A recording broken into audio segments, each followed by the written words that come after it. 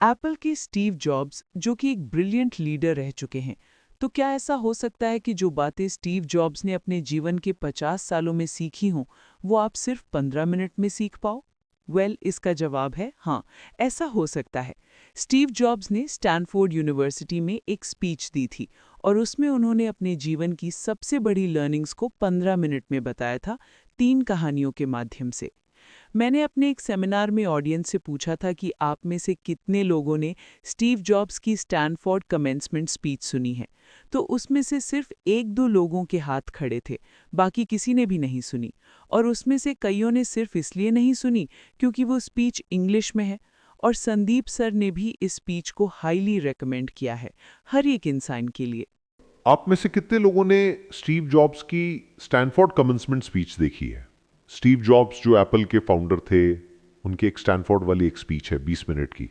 अगर आप में से बाकी लोगों ने नहीं देखी है तो आई स्ट्रांगली रिकमेंड यू कि एक बार आप जाकर के जरूर देखें। तो अपनी उस स्पीच में वैसे तो उन्होंने बहुत सारी बातें कही और सारी ही कमाल की थी। तो आज शब्द सारे स्टीव जॉब्स के हैं। मैं तो बस उन्हें आवाज़ देकर हिंदी में और बहुत ही आसान भाषा का प्रयोग करके आप तक पहुंचा रहा हूं, ताकि कोई भी ऐसा ना हो जो विश्व की सबसे बेहतरीन स्पीच को सिर्फ लैंग्वेज बैरियर की वजह से ना सुन पाए। तो मन को सारी चिंताओं और बाहरी विचारों से मुक्त कर दें। आज आप वो सुनने वाले हैं जिसकी वजह से आपकी ज़िंदगी में एक विस्फोटक परिवर्तन आ सकता है। इसे स्पीच को सुनने के बाद में आप आंदोलित हो उठेंगे। तो आइए, बिना किसी देरी के हम शुरुआत करते हैं। धन्यवाद। आज विश्व के सबसे बेहतरीन विश्वविद्यालयों में से एक के दीक्षांत समारोह में आप सभी के साथ होना मेरे लिए सम्मान की बात है। मैं आपको सच बताना चाहता हूँ, मैं कभी किसी कॉलेज से पास नहीं हुआ और आज पहली बार मैं किसी कॉलेज ग्रेजुएशन समारोह के इतने नज़दीक तक पहुँचा हूँ। आज मैं आप सभी को अपने जीवन की 3 कहानियाँ सुनाऊंगा। ज़्यादा नहीं, बस 3 कहानियाँ। पहली कहानी है डॉट्स कनेक्ट करने के विषय में। रीड कॉलेज में एडमिशन लेने के बाद मैंने 6 महीने के अंदर ही पढ़ाई छोड़ दी थी, लेकिन मैं उसके 18 महीने बाद तक वहाँ किसी तरह आता जाता रहता था। तो सवाल यहाँ पर ये आता है कि फिर मैंने कॉलेज क्यों छोड़ा? इसकी शुरुआत मेरे जन्म से पहले की है। मुझे जन्म देने वाली माता एक यंग अविवाहित ग्रेजुएट स्टूडेंट थी और वो चाहती थी कि मुझे कोई गोद ले ले, लेकिन इसी के साथ वो ये भी चाहती थी कि जो भी मुझे गोद ले वो कॉलेज ग्रेजुएट ज़रूर रहे।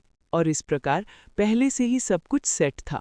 मैं एक वकील और उसकी पत्नी के द्वारा अडॉप्ट किए जाने वाला था, लेकिन जैसे ही मैं इस दुनिया में आया, लास्ट मिनट पर उन्होंने अचानक अपना मन बदल लिया और उन्होंने कहा कि उन्हें तो एक लड़की चाहिए थी। इसीलिए आधी रात को मेरे माता पिता को कॉल किया गया, जो कि वेटिंग लिस्ट में थे, और उन्हें कॉल करके बताया गया कि हमारे पास में एक बेबी बॉय है, क्या आप उसे गोद लेना चाहेंगे? और उन्होंने तुरंत हाँ कर दी। लेकिन बाद में मेरी जन्म देने वाली माता को पता चला कि जिन्होंने मुझे गोद लिया है वो कॉलेज ग्रेजुएट नहीं है और पिता तो हाई स्कूल पास भी नहीं है, और इसीलिए उन्होंने अंतिम अडॉप्शन पेपर पर साइन करने से मना कर दिया। लेकिन फिर कुछ ही महीने बाद मेरे होने वाले माता पिता ने मेरी माँ को वचन दिया कि हम इसे कॉलेज ज़रूर भेजेंगे, और इस वजह से उसकी माता मान गई और फिर मुझे अडॉप्ट कर लिया गया। और कुछ इस तरह मेरी ज़िंदगी की शुरुआत हुई और 17 वर्ष के बाद में मैं कॉलेज गया। लेकिन गलती से मैंने स्टैनफोर्ड जैसा ही एक महंगा कॉलेज चुन लिया। मेरे वर्किंग माता पिता की सारी पूंजी पढ़ाई में खर्च होने लगी और 6 महीने बाद मुझे इस पढ़ाई का कोई भी महत्व दिखाई नहीं दे रहा था। मुझे कोई आइडिया नहीं था कि मैं अपनी ज़िंदगी में क्या करना चाहता हूँ। कोई आइडिया नहीं था कि किस तरीके से ये कॉलेज मेरी मदद करेगा अपनी ज़िंदगी में कुछ करने के लिए। और यहाँ पर मैं अपने माता पिता की जीवन भर की पूंजी पढ़ाई में खर्च करता जा रहा हूँ, और इसीलिए मैंने कॉलेज ड्रॉप आउट करने का डिसीजन लिया और यही सोचा कि जो होगा अच्छा होगा। उस समय मुझे ये चीज़ बहुत ही डरावनी लगी, लेकिन जब बीते समय को आज मैं देखता हूँ तो मुझे लगता है कि ये मेरी ज़िंदगी का सबसे बेस्ट डिसीजन था। वो कैसे, मैं आपको अभी बताता हूँ। जैसे ही मैंने कॉलेज ड्रॉप आउट किया था तो मैंने उन क्लासेस को करना छोड़ दिया था जिसमें मेरा इंटरेस्ट नहीं था, और मैं केवल उन्हीं क्लासेस को करता था जिसमें मेरा इंटरेस्ट था। और ये सब कुछ करना कोई इतना आसान भी नहीं था क्योंकि मेरे पास रहने के लिए कोई कमरा नहीं था, इसलिए दोस्तों के कमरों में मैं ज़मीन पर सोता था। मैं कोक की बोतलों को लौटाकर मिलने वाले पैसों से खाना खाता था। मैं हर संडे 7 मील पैदल चलकर हरे कृष्णा मंदिर जाता था, जिससे कि हफ्ते में कम से कम एक बार मैं पेट भरकर खाना खा सकूं, और ये मुझे बहुत ही अच्छा लगता था। अब मैं आपको बताता हूँ कि क्यों कॉलेज ड्रॉप आउट करना मेरी ज़िंदगी का सबसे बेस्ट डिसीजन था। उस समय रीड कॉलेज देश की सबसे अच्छी जगह थी, जहाँ कैलीग्राफी सिखाई जाती थी। पूरे कॉलेज परिसर में हर एक पोस्टर, हर एक लेबल पर बहुत ही खूबसूरती से हाथों से कैलीग्राफी कर था। और क्योंकि मैं कॉलेज छोड़ चुका था, इसलिए मुझे सामान्य क्लासेस करने की कोई आवश्यकता नहीं थी। तो मैंने निर्णय लिया कि मैं कैलीग्राफी की क्लासेस करूंगा और इसे अच्छी तरीके से सीखूंगा। तो मैंने सेरिफ और सैन सेरिफ टाइप फेसेस के बारे में सीखा, अलग अलग अक्षरों के बीच में स्पेस वेरी करना सीखा, और किसी अच्छी टाइपोग्राफी को क्या अच्छा बनाती है ये भी मैंने सीखा। ये सब कुछ बहुत खूबसूरत था, ऐतिहासिक था और इतना आर्टिस्टिक था कि इसे साइंस के द्वारा कैप्चर नहीं किया जा सकता था, और ये सभी मुझे बहुत ही आकर्षक लगता था। उस समय मेरा ऐसा कोई भी विचार नहीं था कि मैं इन चीज़ों का प्रयोग कभी अपने जीवन में करूँगा। लेकिन जब 10 साल बाद हम अपना पहला मैकिन्टॉश कंप्यूटर बना रहे थे, तब मैंने इसे मैक में डिज़ाइन कर दिया, और ये बहुत ही खूबसूरत टाइपोग्राफी वाला विश्व का पहला कंप्यूटर बन गया। अगर मैंने कॉलेज में केवल कैलीग्राफी में प्रवेश नहीं लिया होता, तो मैक में कभी भी मल्टीपल टाइप फेसेस या प्रोपोर्शनली स्पेस्ड फॉन्ट्स नहीं होते, और क्योंकि विंडो ने मैक की कॉपी की है, तो दुनिया के किसी भी पर्सनल कंप्यूटर में ये सब नहीं होता। अवश्य ही जब मैं कॉलेज में था तो भविष्य को देखकर इन डॉट्स को कनेक्ट करना असंभव था, लेकिन जब 10 साल बाद में बीते समय को देखता हूँ तो मुझे सब कुछ क्लियर नजर आता है। आप केवल पीछे देखकर ही डॉट्स को कनेक्ट कर सकते हो, इसीलिए आपको विश्वास करना होगा कि अभी जो भी हो रहा है वो आगे चलकर किसी न किसी तरह से आपके फ्यूचर से कनेक्ट हो जाएगा। आपको किसी न किसी में तो विश्वास करना ही होगा, अपने गट्स में, अपने भाग्य पर, अपने जीवन पर या फिर अपने कर्मों पर। किसी न किसी चीज़ पर तो विश्वास करना ही होगा, क्योंकि इस बात में विश्वास रखना कि आगे चलकर डॉट्स कनेक्ट होंगे, ये आपको अपने दिल की आवाज़ सुनने की हिम्मत देगा, और उस समय भी जब आप बिल्कुल अलग रास्ते पर चल रहे होंगे, और यही बात आपको बाकी लोगों से अलग बनाएगी। तो मेरी पहली कहानी से सबसे बड़ी सीख यही है कि जो हो रहा है वो अच्छे के लिए हो रहा है, और अभी आप जो भी कर रहे हैं वो आगे चलकर आपकी किसी न किसी काम ज़रूर आएगा। आप बस अपने आप में विश्वास रखकर करते जाइए जो कर रहे हैं। मेरी दूसरी कहानी लव और लॉस के विषय में है। मैं बहुत ही सौभाग्यशाली था कि जिससे मैं प्यार करता था वो मुझे जल्दी मिल गई। वॉज और मैंने अपने पिता के गैराज से एप्पल की शुरुआत की थी जब मैं 20 साल का था, और हमने बहुत मेहनत की, और 10 साल में एप्पल कंपनी 2 लोगों से बढ़कर $2 बिलियन और 4,000 लोगों की कंपनी बन गई। हमने अभी 1 साल पहले ही मैकिन्टॉश रिलीज किया और मैं 30 साल का हो गया था, और कंपनी ने मुझे निकाल दिया। आप सभी लोग सोच रहे होंगे कि अपनी ही बनाई हुई कंपनी से मुझे कैसे निकाल दिया। जैसे जैसे एप्पल ग्रो करने लगी, हमने एक बुद्धिमान आदमी को हायर किया, जिसे मैंने सोचा कि वो मेरे साथ मिलकर कंपनी को आगे बढ़ाएगा। पहले 1 साल सब कुछ ठीक चल रहा था, लेकिन फिर कंपनी के फ्यूचर विजन को लेकर हम दोनों में विवाद होने लगे, और बात बोर्ड ऑफ डायरेक्टर्स तक पहुंच गई, और उन लोगों ने उसका साथ दिया, और इस तरीके से 30 वर्ष की आयु में मुझे अपनी ही कंपनी से निकाल दिया गया।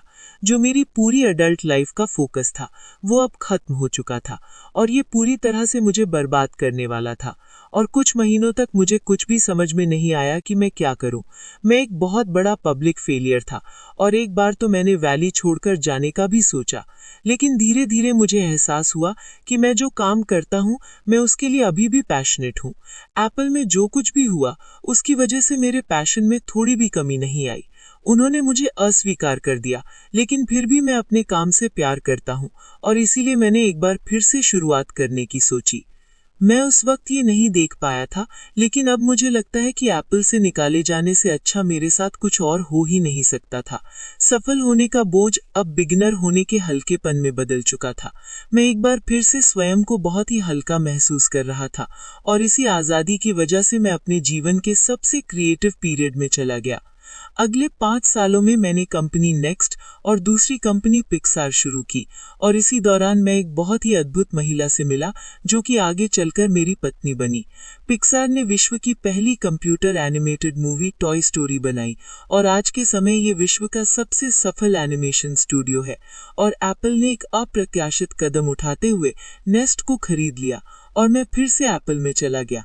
आज एप्पल इसे द्वारा विकसित की गई टेक्नोलॉजी का उपयोग करती है। तो यहाँ पर मैं पूरे विश्वास के साथ में ये कह सकता हूँ कि अगर मुझे एप्पल से नहीं निकाला गया होता तो ये सब कुछ मेरे साथ नहीं होता। ये एक कड़वी दवा थी, लेकिन मेरे विचार में एक मरीज को इसकी जरूरत थी। कभी कभी जिंदगी आपको इस तरह की ठोकर मारती है, लेकिन आप विश्वास मत खोइए। सफल होने का जो भी तरीका हो उसे सबसे पहले कीजिए। मेरी सबसे पसंदीदा सलाह यही है कि संतुष्ट होने का सिर्फ यही तरीका है कि आप वो करें जिसे आप एक बड़ा काम समझते हैं, और बड़ा काम करने का सिर्फ एक ही तरीका है कि आप वो करें जो आप करना पसंद करते हैं। और अगर अभी तक आपको वो काम नहीं मिला है तो आप रुकिए मत, उसे खोजते रहिए। जैसा कि दिल से जुड़ी हर एक चीज में होता है, वो जब आपको मिलेगी तब आपको पता चल जाएगा। और जैसा कि किसी अच्छे रिलेशनशिप में होता है, वो समय के साथ साथ और भी अच्छी होती जाएगी। इसलिए इसे खोजते रहिए, रुकिए मत। मेरी तीसरी कहानी मृत्यु के बारे में है। जब मैं 17 वर्ष का था तो मैंने एक कोट पढ़ा था, यदि आप हर दिन ऐसे जिएंगे जैसे आपकी जिंदगी का आखिरी दिन है तो आप किसी न किसी दिन सही साबित हो जाएंगे। और इसने मेरे दिमाग पर एक बहुत ही बड़ी छाप छोड़ दी। और तब से पिछले 33 सालों से मैं हर सुबह उठकर शीशे में देखता हूँ और खुद से एक सवाल करता हूँ कि अगर आज का दिन मेरी जिंदगी का आखिरी दिन होता तो क्या मैं आज वो करता जो मैं करने वाला हूँ। और अगर इसका आंसर ना होता है तो मैं समझ जाता हूँ कि कुछ ना कुछ बदलने की जरूरत है। इस बात को याद रखना कि एक दिन मरना है किसी भी चीज को खोने के डर को दूर करने का सबसे अच्छा तरीका है। आप पहले से ही नंगे हैं, ऐसा कोई भी कारण नहीं है कि आप अपने दिल की ना सुने। करीब 1 साल पहले ही मुझे पता चला कि मुझे कैंसर है। सुबह 7:30 बजे मेरा स्कैन हुआ और उसमें साफ दिखाई दे रहा था कि मेरे पैंक्रियाज में ट्यूमर है। और सच कहूं तो मुझे तो ये भी नहीं पता था कि पैंक्रियाज होता क्या है। डॉक्टर ने लगभग पूरे विश्वास के साथ में मुझे बताया कि मुझे एक ऐसा कैंसर है जिसका उपचार करना असंभव है और अब मेरे पास केवल 3 से 6 महीने हैं। डॉक्टर ने मुझे सलाह दी कि मैं घर जाऊं और सभी चीजें व्यवस्थित कर लूं, यानी कि डॉक्टर की भाषा में इसका मतलब था कि आप मरने की तैयारी कर लीजिए, यानी कि वो सारी चीजें जो आप अगले 10 साल में करने वाले थे वो बचे हुए दिनों में कर लीजिए क्योंकि आपका अंतिम समय आ चुका है। मैंने इस डायग्नोसिस के साथ में पूरा दिन